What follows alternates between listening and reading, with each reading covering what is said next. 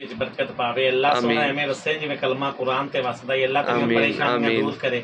ਅੱਲਾ ਤੇਰੇ ਵਿਹੜੇ ਨੂੰ ਆਬਾਦ ਕਰੇ। ਕਿ ਮਾਂ ਨੇ ਤੀ ਪਾਈ ਤੇ ਮੇਰੇ ਕੋ ਡੰਗ ਪਕਾਈ ਦੇਵੇ। ਰੱਬ ਸਾਈਂ ਜਿਹੜੀ ਨਿਤ ਬਹਿ ਕੇ ਪਕਾਈ। ਅੱਲਾ ਤੇਰੇ ਕਾਰੋਬਾਰ 'ਚ ਬਰਕਤ ਪਾਵੇ। ਅੱਲਾ ਤੇਰੀਆਂ ਪਰੇਸ਼ਾਨੀਆਂ ਦੂਰ ਕਰੇ। ਅੱਲਾ ਤੈਨੂੰ ਬੱਚਿਆਂ ਨਾਲ ਆਬਾਦ ਕਰੇ। ਅੱਲਾ ਸੋਹਣਾ ਐਵੇਂ ਵਸੇ ਜਿਵੇਂ ਕਲਮਾ ਕੁਰਾਨ ਤੇ ਵਸਦਾ ਹੀ। ਐਵੇਂ ਚਮਕੋ ਜਿਵੇਂ ਚੰਦ ਚੌਦਵੀਂ ਦਾ ਚਮਕਦਾ। ਅੱਲਾ ਮੇਰੇ ਵੀਰ ਦੀ ਰੋਜ਼ੀ ਬਰਕਤ ਪਾਵੇ। ਰੱਬ ਰਸੂਲ ਤੈਨੂੰ ਆਪਣਾ ਮਥਾਜ ਕਰੇ, ਕਿਸੇ ਬੰਦੇ ਦਾ ਮਥਾਜ ਨਾ ਕਰੇ। ਅੱਲਾ ਕੁੱਲ ਦਾ ਭਲਾ, ਕੁੱਲ ਦੀ ਖੈਰ, ਕਿਸੇ ਦੇ ਸਦਕੇ ਰੱਬ ਸੋਹਣਾ ਮੇਰੇ ਇਸ ਵੀਰ ਤੇ ਵੀ ਖੈਰ ਰੱਬੀ ਕਰ ਸੋਹਣਿਆ। ਅੱਲਾ ਇਸ ਘਰ ਨੂੰ ਆਬਾਦ ਕਰੀ। ਅੱਲਾ ਸੋਹਣਿਆ ਮੇਰੇ ਵੀਰ ਦੀਆਂ ਪਰੇਸ਼ਾਨੀਆਂ ਦੂਰ ਕਰੀ।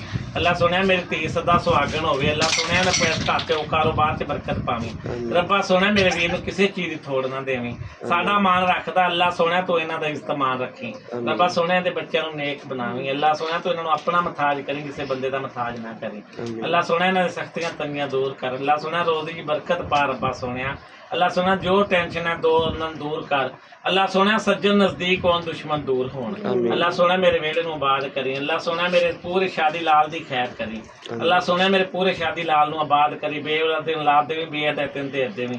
ਅੱਲਾ ਸੋਹਣਾ ਕੁੱਲ ਦਾ ਭਲਾ, कुल दी खैर, किसी दे सदके रब्बा सोने मेरे धी दे घर से भी खैर करे। ये बाजी ने जितनी भी दुआ की है इस चैनल के लिए आपने सब्सक्राइब करना है और हमारे इस बाजी के लिए कमेंट्स आपने बताना है उन्होंने दुआ कितनी अच्छी की है।